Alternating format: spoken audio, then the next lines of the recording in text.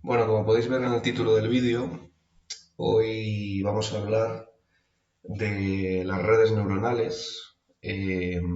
Vamos a hablar un poquito de cómo implementar de forma básica las redes neuronales en R con el paquete Keras. Pero sobre todo el objetivo del vídeo es ver lo fácil que es, lo rápido que se procesa y lo óptimo que es respecto a otros enfoques, respecto a otros approaches, eh, con el objetivo de utilizarlo en tareas más bien humanas, ¿vale? No sé cómo decirlo, perceptuales quizás. Es decir, clasificación de imágenes, detección de anomalías, etcétera. Vamos a trabajar con el popularísimo dataset de Minst, ¿vale? El de los dígitos. Lo que tenemos, ahora lo vamos a ver en la consola, pero bueno, lo que tenemos es imágenes representadas en 28 por 28 píxeles, 60.000 imágenes en los datos de entrenamiento y 10.000 en los datos de testeo. Son en escala de gris, es decir, no tenemos color, y el objetivo es clasificar los dígitos que están representados en las imágenes correctamente. El approach que podríamos empezar a considerar es el de aplicar algoritmos de Machine Learning para la solución. Y fijaos que aquí ya viene la primera limitación. Vamos a aplicar un enfoque muy sencillito que es K-Nearest Neighbors. No me voy a molestar en explicarlo mucho en detalle, porque lo que vamos a explicar fundamentalmente es la red neuronal.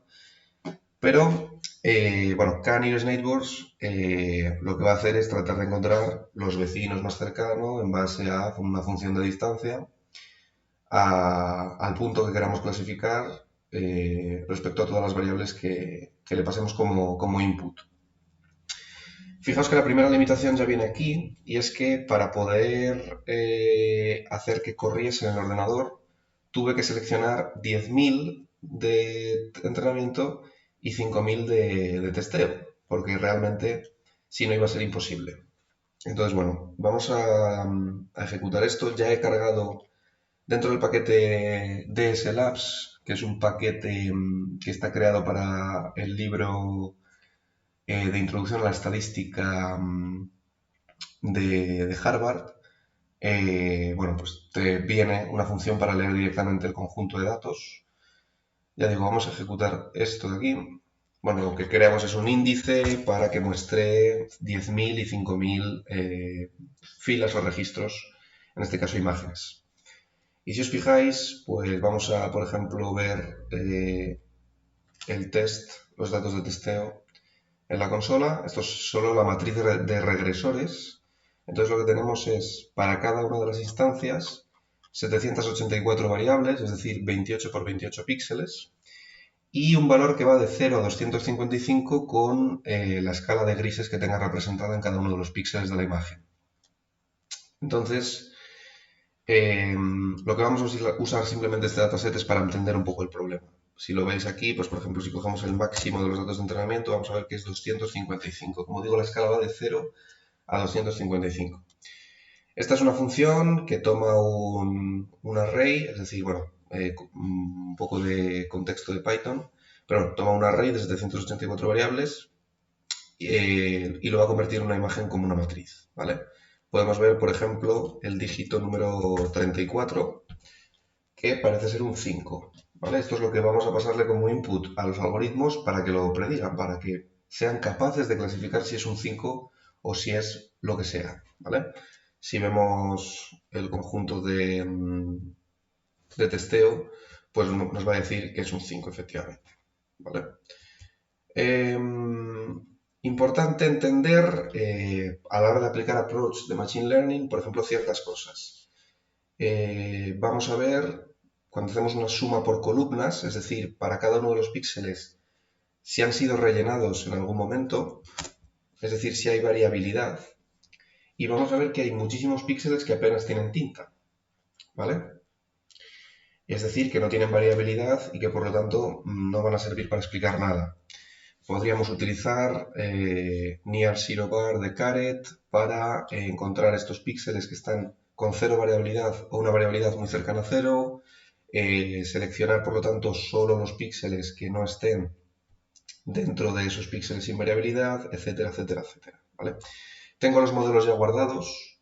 Aquí lo que tenéis simplemente es un KNN muy sencillo, muy a lo bruto, donde, bueno, primero lo que hacemos es centrar los datos como un requerimiento para el cálculo de las distancias y, bueno, una cross-validation de 5 conjuntos para parámetros de K de 5 a 30 divididos de 2 en 2, ¿vale? Si nosotros leemos el modelo, que lo guardo en su momento, pues vamos a ver que sobre los datos de entrenamiento, ya no sobre los datos de testeo, sobre los datos de entrenamiento se elige K igual a 5, que tenía una precisión general del 94%. ¿Vale?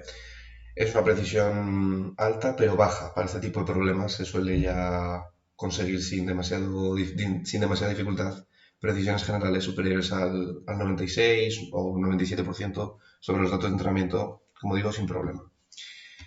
Luego, bueno, pues hicimos un KNN más procesado con distintas ponderaciones de las distancias, con la misma validación cruzada, pero ya os digo yo, no lo voy a cargar porque no hemos ejecutado la Recursive Feature Selection que se hace arriba y no va a cargar el modelo, pero bueno, os digo que conseguía un 95%. ¿Vale? Como digo, un approach sencillito de Machine Learning no es capaz, lo vamos a ver ahora, de acercarse ni siquiera a un approach sencillito de Deep Learning, que ni siquiera nos vamos a molestar en profundizar mucho sobre la red neuronal que vamos a hacer. Es muy introductorio. Entonces, bueno, una vez visto, esta es la base de comparación, digámoslo así, como pongo aquí, lo que vamos a hacer es entrenar un modelo de Deep Learning, ¿vale? Para ello vamos a utilizar la librería Keras y vamos a cargar Minst, bueno, vamos a eliminar todo lo de aquí para que nos quede mucho más claro todo. Vamos a eliminar CSX, vamos a eliminar TwinX y vamos a eliminar este tipo de cosas. Lo vamos a cargar porque viene precargado el conjunto de datos viene una función en Keras para cargar el conjunto de datos, para descargar y cargarlo. Vamos a usar el de Keras porque nos sirve para entender tensores y nos sirve para entender la estructura que va a admitir la red neuronal y va a ser mucho mejor. ¿Vale? Vamos a cargarlo. Y en lo que carga explicar, bueno, no tarda en cargar porque lo había cargado antes, explicar un poquito qué es a lo que me refiero. Fijaos que dentro de Minst, lo que tenemos, si lo abrimos en consola, tenemos dos listas para el entrenamiento y para el testeo, con los regresores y las variables. Si os fijáis, y esta es la forma correcta de previsualizar los datos porque todas las redes neuronales se basan en layers, en capas, que hacen operaciones de tensores. Los tensores son una generalización de los vectores y va a haber distintos tensores para distintos tipos de problema. Por ejemplo, los datos de imágenes suelen ser tensores de 3 dimensiones, donde tenemos la altura, la anchura y el color. Aquí solo tiene 2 dimensiones porque solo tenemos altura y anchura, el color es el mismo, son imágenes en escala de grises. Y el batch sample, es decir, el que nos muestra el número de instancias o el número de registros que tenemos para cada uno. Es decir, aquí tenemos 10.000 matrices de 28 por 28. ¿Vale? Y como digo, es muy importante entender los tensores porque luego vamos a aplicar variaciones siempre del mismo optimizador para encontrar los correctos parámetros del modelo de Deep Learning, que es el Stochastic Gradient Descent, y el gradiente es una generalización de la derivada que se aplica a tensores. Y por lo tanto, quería cargar los datos explicando esto antes porque es muy importante entender teóricamente lo que estamos haciendo para verlo en la práctica. ¿Vale?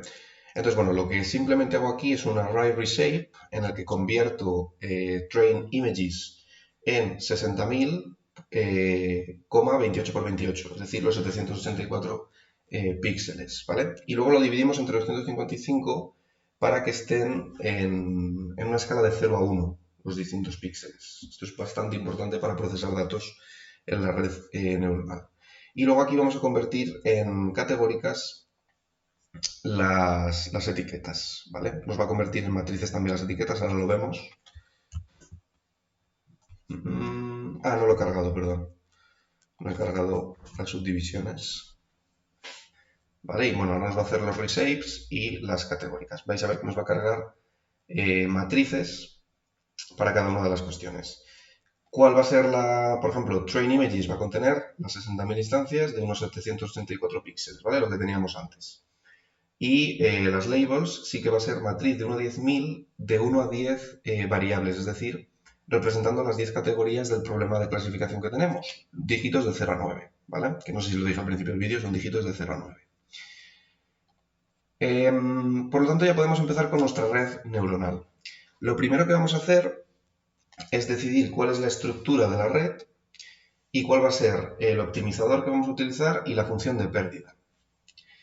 La estructura de la red, como digo, la vamos a hacer muy sencillita. Luego podéis utilizar distintas variantes. Por ejemplo, podéis utilizar distintas funciones de activación, podéis aplicar mayores capas o incluso podréis aplicar una estructura completamente distinta y más sofisticada y más preparada para este tipo de problemas de clasificación de imágenes, como puede ser una convolutional neural network. Pero como digo, la intención es hacer un approach sencillito. Entonces, lo que vamos a aplicar es los datos de input, ¿vale? Las 764 variables van a pasar por 512 capas, ¿vale? Que en estas 512 capas lo que se va a hacer es una multiplicación y suma de tensores pasadas por una función de activación. La multiplicación de dentro se va a hacer por una matriz de pesos, que son los parámetros de la red neuronal, que son los que optimizamos a través del gradiente. El gradiente se obtiene gracias a la regla de la cadena y es una función que se optimiza para minimizar una función de pérdida, ¿vale? Entonces, lo que vamos a hacer es aplicar una layer dense, que es una fully connected layer, es decir, todas las layers van a estar conectadas. Las vamos a pasar por la función de activación ReLU, que es la que he encontrado más óptima para el problema. Como digo, podéis probar distintas. Y hay que pasarle el input shape del tensor, que es un tensor de 28 por 28. Luego vamos a pasarlo por una última capa de 10 unidades, que se corresponde a las 10 categorías del problema de clasificación, y va a pasar por la función de activación softmax, que lo que significa es que va a devolvernos una probabilidad, ¿vale? La función softmax nos pasa valores de 0 a 1. Y luego lo que tenemos que pasar es qué método de optimización va a tener, ¿vale? Esto es una variante del Stochastic Gradient Descent, que como digo va a basarse en minimizar los pesos, los parámetros, optimizar los parámetros de forma que minimicen la función de pérdida. La función de pérdida, como en el 99% de los casos de problemas de clasificación, va a ser la Categorical Cross Entropy. Y la métrica que vamos a monitorizar a lo largo del entrenamiento va a ser el accuracy, ¿vale? Va a ser la precisión general. Por lo tanto, de este modo nosotros definimos la red. ¿Vale? Primero definimos la estructura, así es como se hacen keras. Primero se define la estructura. Luego aquí, para tratar de entender el overfitting que puede tener la red neuronal, vamos a definir un conjunto de validación. Es decir, los datos de entrenamiento no van a ser 60.000 imágenes, sino que van a ser 50.000, porque nos vamos a reservar 10.000 para que vaya evaluando a lo largo de las distintas epochs, a lo largo de las distintas iteraciones, para que vaya evaluando la red neuronal. ¿Vale? Vamos a entender esto ahora mejor en el gráfico que se va a ir generando. Pero bueno, como veis, voy a aplicar la red neuronal.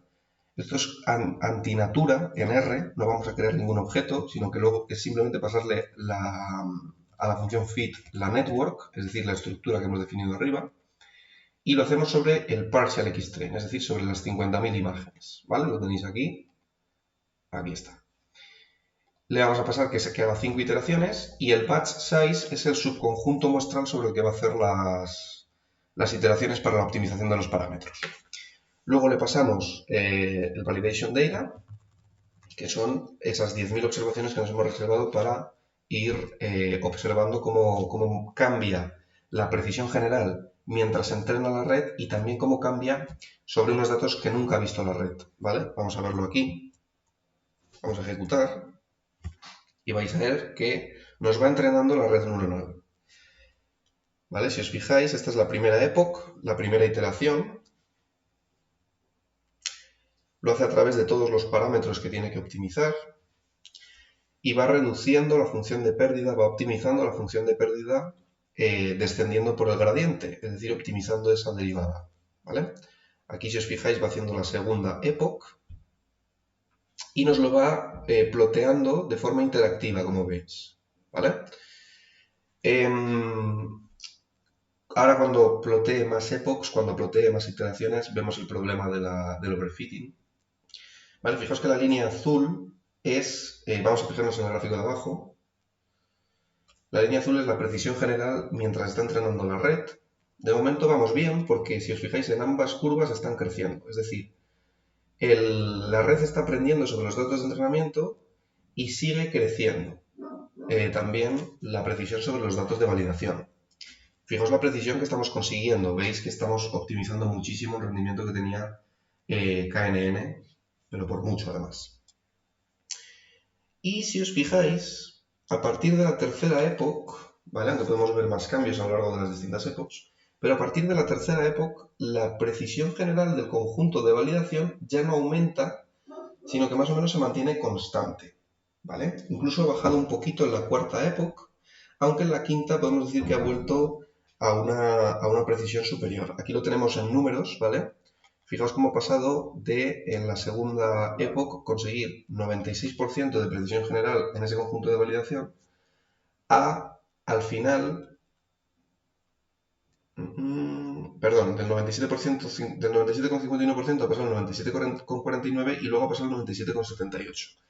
Si a partir de la tercera epoch, si a partir de la tercera iteración hubiese seguido bajando, eso hubiese significado que estamos sobreentrenando, que estamos cometiendo overfitting, porque la precisión azul siempre va a crecer, ¿vale? Porque es lo que busca el gradiente, aunque sea mínimamente, hasta un punto que no pueda más, porque ha encontrado el mínimo global, pero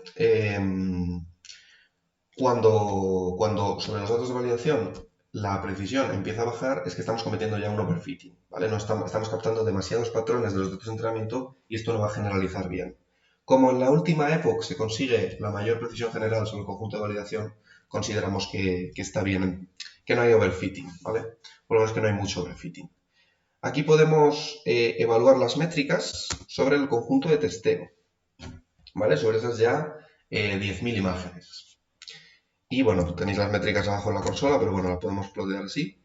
Básicamente conseguimos, sin mucho esfuerzo, y ya os digo que con un tiempo menor de entrenamiento, y una red neuronal muy sencilla, que no hemos molestado mucho en optimizar, siguiendo las directrices básicas, es decir, utilizando la categorical cross entropy, con función de pérdida, utilizando la función de activación ReLU, utilizando cosas básicas, conseguimos un 98% de precisión general sobre los conjuntos de testeo. ¿Vale? Recordad, y sobre el conjunto de entrenamiento, 98,76. Recordad que sobre el conjunto de entrenamiento el KNN conseguía un 94%. 95% cuando se optimizaba mucho. Ningún algoritmo de Machine Learning por sí mismo es capaz de performar también en problemas de este tipo, de esta naturaleza. Así que nada, espero haberme explicado bien y espero, si la capacidad del ordenador me lo permite, ir haciendo más vídeos según vaya aprendiendo más cuestiones sobre Deep Learning, otras estructuras y cuestiones más avanzadas y problemas distintos.